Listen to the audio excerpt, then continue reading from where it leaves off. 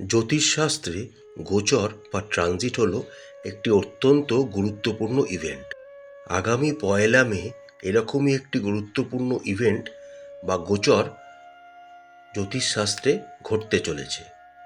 আগামী 1 মে দেবগুরু বৃহস্পতি তার বর্তমান পজিশন মেষ রাশি থেকে বৃষ রাশিতে গমন করতে চলেছেন এবং আগামী 12.5 মাস অর্থাৎ 1 মে 2024 থেকে 14 মে 2025 পর্যন্ত তিনি বৃষ রাশিতেই গোচর বা ট্রানজিট করবেন। এবার দেখে নেওয়া যাক কুম্ভ রাশির জাতক জাতিকাদের সাপেক্ষে দেবগুরু বৃহস্পতির বৃষ রাশিতে এই গোচর বা ট্রানজিট তাদের জীবনে কী ফলাফল নিয়ে আসতে চলেছে। কুম্ভ রাশির জাতক জাতিকাদের সাপেক্ষে দেবগুরু বৃহস্পতি হলেন দ্বিতীয় ও একাদশ ঘরের অধিপতি।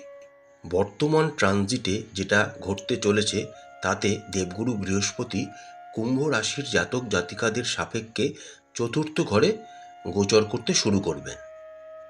দেবগুরু বৃহস্পতি তার পঞ্চম দৃষ্টি দ্বারা কুম্ভ রাশির জাতক জাতিকাদের অষ্টম ঘরকে দেখবেন, সপ্তম দৃষ্টি দ্বারা আপনাদের দশম ঘরকে দেখবেন এবং নবম দৃষ্টি দ্বারা আপনাদের দ্বাদশ ঘরকে দেখবেন।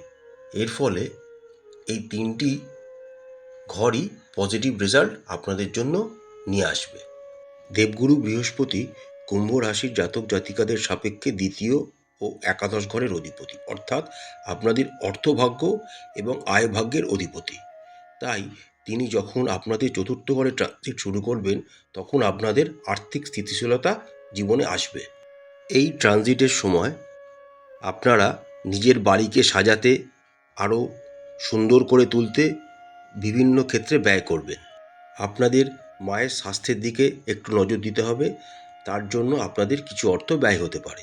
বৃহস্পতির পঞ্চম দৃষ্টি আপনাদের অষ্টম ঘরে পড়ার জন্য আপনারা পৈতৃক সম্পত্তি পেতে পারেন এবং অপ্রত্যাশিত কোনো অর্থ লাভের যোগ তৈরি হচ্ছে, যা আপনাদেরকে খুব আনন্দিত করবে।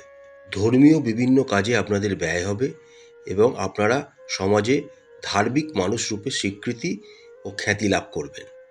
দশম ঘরে দেবগুরুর বৃহস্পতি সপ্তম দৃষ্টি থাকার জন্য টুকটাক চ্যালেঞ্জ হয়তো থাকবে, কিন্তু তা সহজেই আপনারা কাটিয়ে উঠতে পারবেন এবং উন্নতর কেরিয়ারের পথে আপনারা এগিয়ে যেতে সক্ষম হবেন। চাকরি ক্ষেত্রে আপনারা কঠোর পরিশ্রম করুন, দেখবেন আপনারা খুব ভালো ফল পেতে পারেন। দ্বাদশ ঘরে বৃহস্পতির নবম দৃষ্টি থাকার জন্য আপনাদের বিভিন্ন ধর্মীয় ক্ষেত্রে ব্যয় হবে। এছাড়া বিভিন্ন বাড়ির রেনোভেশন, সম্পত্তি কেনা ইত্যাদি ক্ষেত্রেও ব্যয় হবে, কিন্তু এই ব্যয়গুলি যথেষ্ট কার্যকারী হবে আপনার জীবনে সাপেক্ষে। দেবগুরু বৃহস্পতি চতুর্থ ঘরে ট্রানজিট করার জন্য সংসার জীবন আপনাদের জন্য বেশ ভালোই হবে। আপনারা নতুন কোনো সম্পত্তি ক্রয় করতে পারেন, সে যানবাহনও হতে পারে বা জমি বাড়ি ইত্যাদি হতে পারে, বা নতুন কোনো কনস্ট্রাকশন আপনারা করতে পারেন, যা আপনাদের জন্য খুব সুফল হবে। যারা জমি বাড়ির ব্যবসায় যুক্ত আছেন তাদের জন্য একটি খুব ভালো সময়। আপনারা প্রচুর অর্থ এখান থেকে রোজগার করতে সক্ষম হবেন এবং অর্জিত অর্থ আপনারা সঞ্চয় করতেও পারবেন। যেহেতু আপনাদের রাশির ওপর দিয়ে রাশি অধিপতি শনি এখন বিরাজ করছেন এবং চতুর্থ ঘরে দেবগুরু বৃহস্পতি ট্রানজিট শুরু করার জন্য আপনাদের স্বাস্থ্যের দিকে একটু নজর দিতে হবে। নিয়মিত যোগব্যায়াম, এক্সারসাইজ করুন এবং খাবারের দিকে মন দিন। প্রতিকার স্বরূপ কুম্ভ রাশির জাতক জাতিকারা সবসময় নিজেদের পকেটে একটি হলুদ রঙের রুমাল রাখবেন, তাতে আপনাদের জীবনে ভালো হবে। আশা করছি বন্ধুরা, কুম্ভ রাশির জাতক জাতিকাদের দেবগুরু বৃহস্পতির এই ট্রানজিট জীবনে খুব সুখ সমৃদ্ধি নিয়ে আসবে। মা তারা আপনাদের মঙ্গল করুন।